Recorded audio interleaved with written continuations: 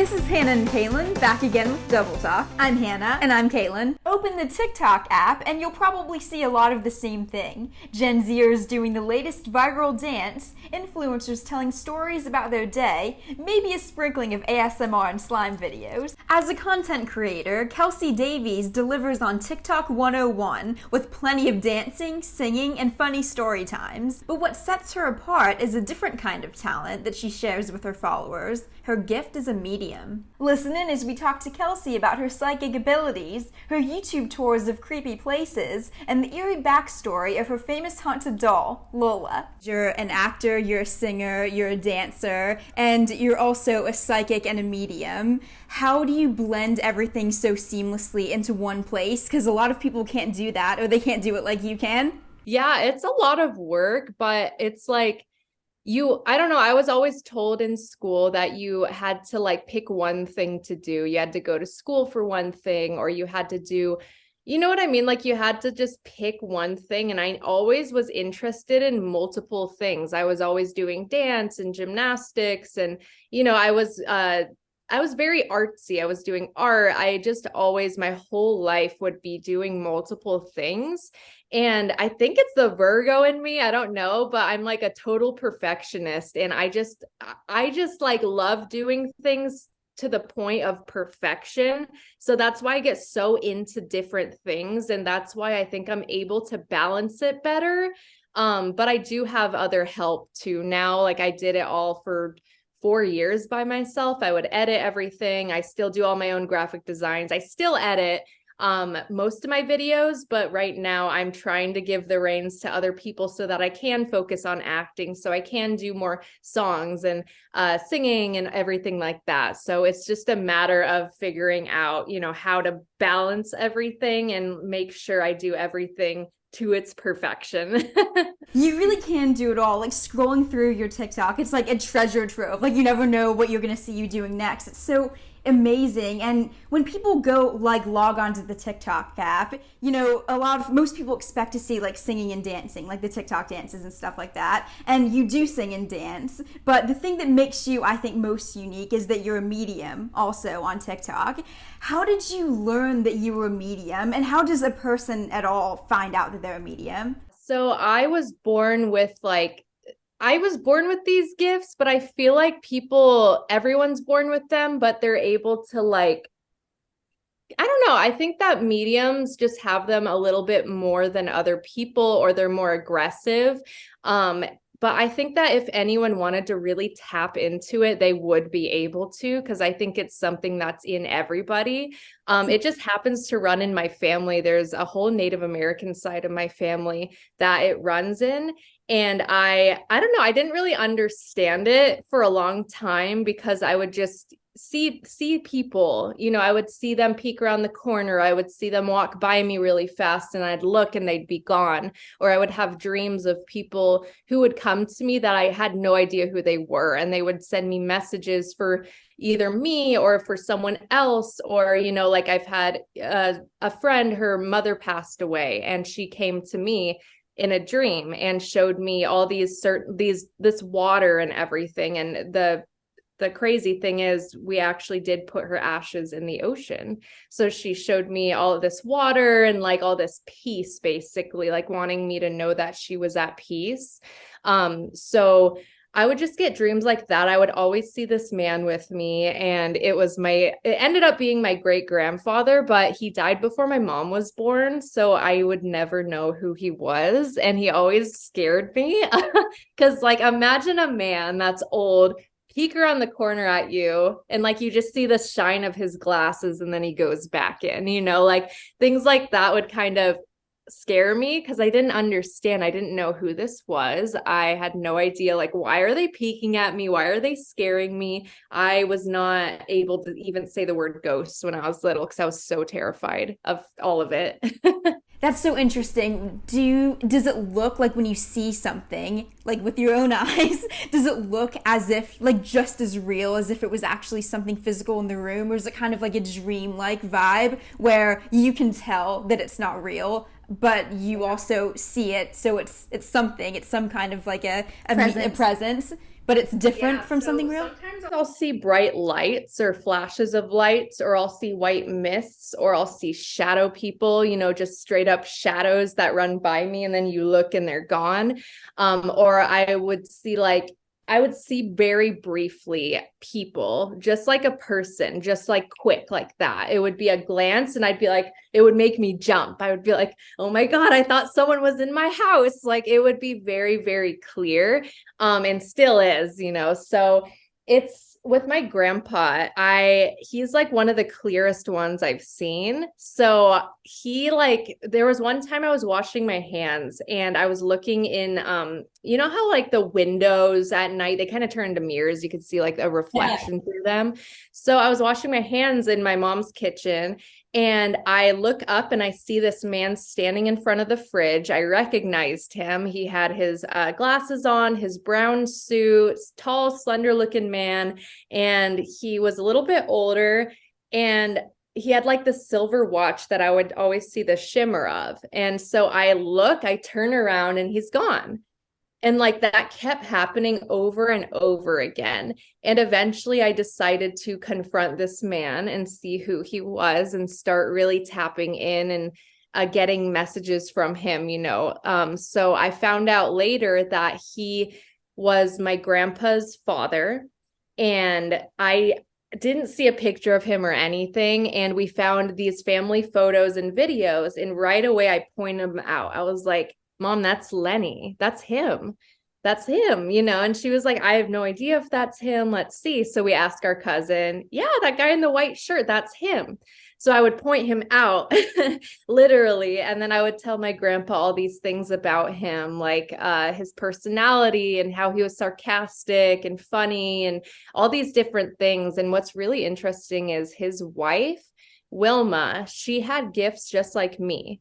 And I'm wondering if he is with me because maybe I remind him of her in some way or something. She does look very similar to me too. In photos and stuff, we do have a similar face. So it is very interesting. That is interesting. And, I hear stories about other mediums and you here as an example where you get the presence of somebody like a friend or a family member, something like that. And as you said, you wonder if maybe it's because of the way that you remind him of her.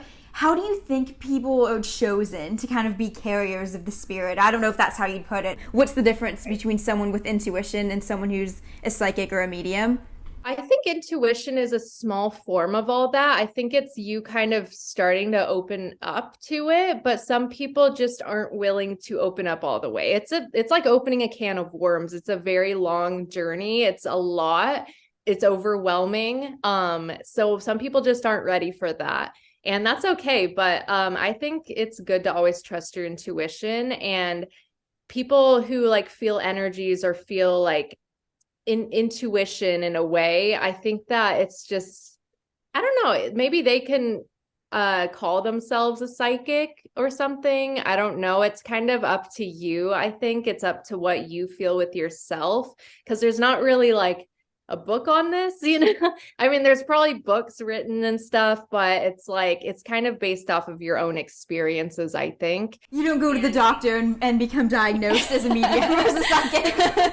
Yeah, right. Exactly. I wish it was that easy, but it's just not. Now, you're both a psychic and a medium, and some people use them interchangeably, but there is a difference. Can you tell us the difference and then how your psychic abilities come into play? Yeah. So ever since I was little, I've considered myself a psychic because it's a lot stronger than my medium gifts sometimes, my psychic gifts. So I've predicted the future ever since I was little. I would predict things and say them before they would happen. And I had, instances where my mom wouldn't believe me. So I would literally tell her things and they would happen. There was this one time I had a dream about our hill right by our house catching on fire.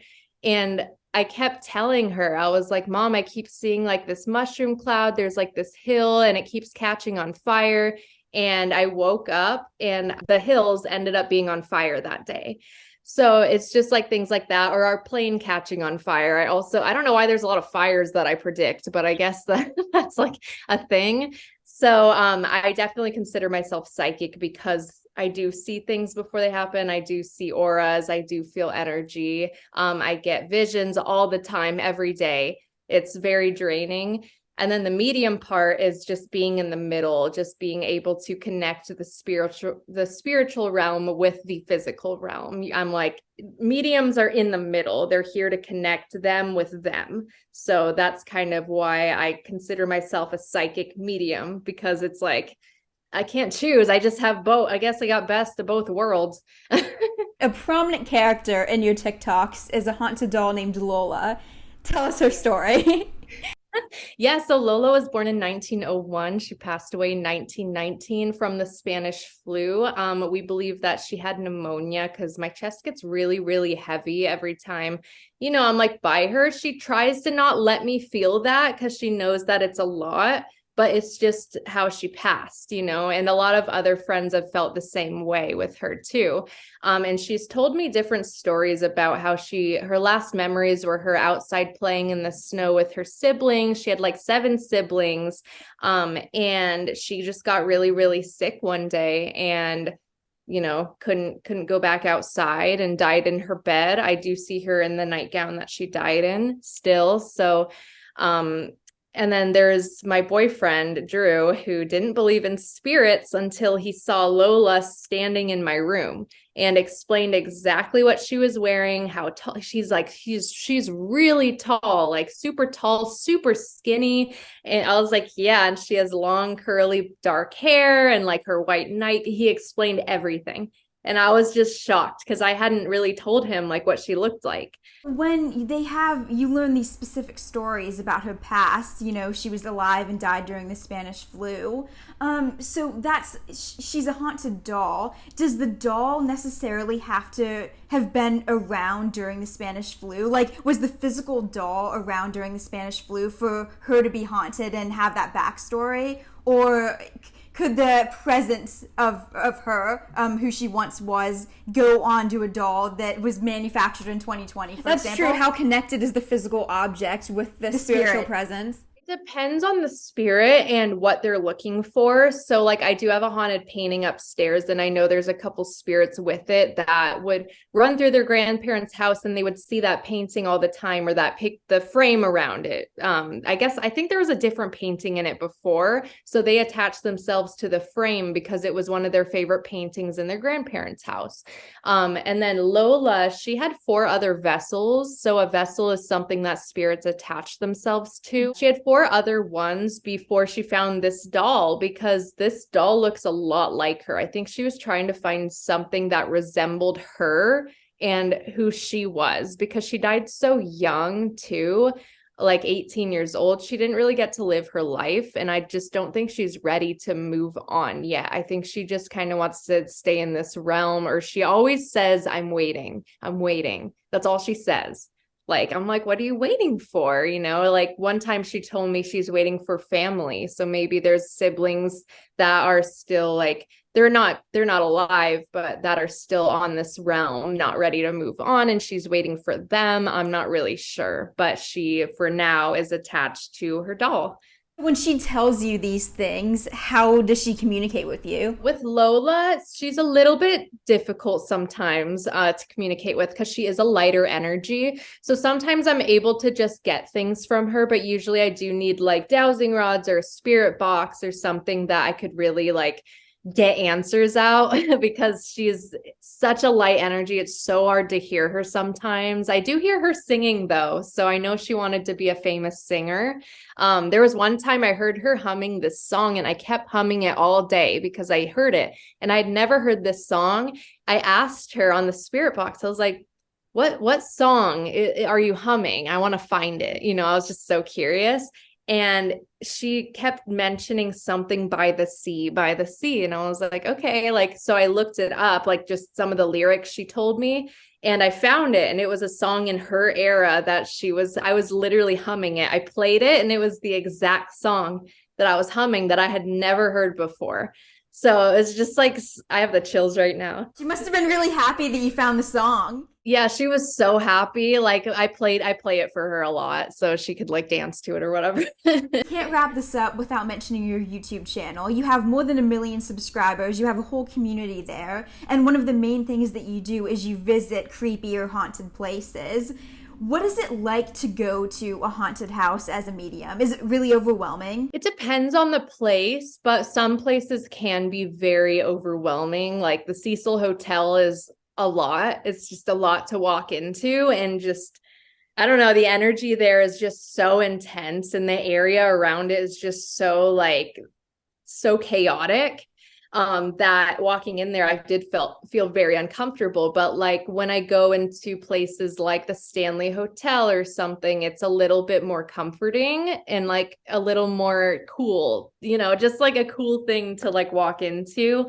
Abandoned prisons are really creepy though. I went in one by myself and that was very scary. Have you been to Alcatraz? Alcatraz is like, I didn't think it was that scary, but maybe if I was there at night, maybe it would be a little bit scarier. But there were a lot, it was like an active prison. Like it was just so many spirits just doing their own thing. You know, they kind of like left me alone. They were just kind of in prison. I wanted to go back to Lola for a second because earlier you were telling us that when you were a kid you were scared of ghosts. Like you couldn't even say the word ghost because you were so scared that they would come after you. But now you speak so casually about like, yeah, I have Lola. She's always with me, and she has this kind of scary backstory. How do you feel about that now? Like, how has your perspective on ghosts changed? I feel comforted by them. Like, I think it's because I was afraid of them for so long. And now that I kind of understand it a little better, I don't think anyone's able to fully understand it. You know, if they say that they fully understand everything, they are lying. I think that there's a lot that we don't know and we don't understand. And spirits sometimes don't even know where they are. Like, they don't even understand what's happening and they're there. So I think there's a lot that we don't know. When I was little, I was a complete introvert because it was so overwhelming. Like my parents even noticed it too. They would be like, we took you to the doctor because you would just nap all the time. Like you would just take naps constantly. Like you were drained after we would go anywhere with a lot of people. Like I would just be completely drained and I would need my nap. So everyone knows that Kelsey needs her naps because I get so drained, like during certain situations, or if I'm in an environment like a mall or something, I get exhausted. It's a lot, but I've found ways to kind of help with it. I was on an anti-anxiety medication for a long time because it did give me a lot of anxiety, you know, but I found, you know, ways through like meditating and like even crystals. I feel like crystals definitely help me. Meditations for sure, like help me kind of block it out. Like I've found ways to block it out completely while I'm like able to walk through the mall or like do my thing. But sometimes it just comes and it's like a lot. But I'm able to kind of block it out a lot easier now. So I've definitely learned, but I still have a lot to learn.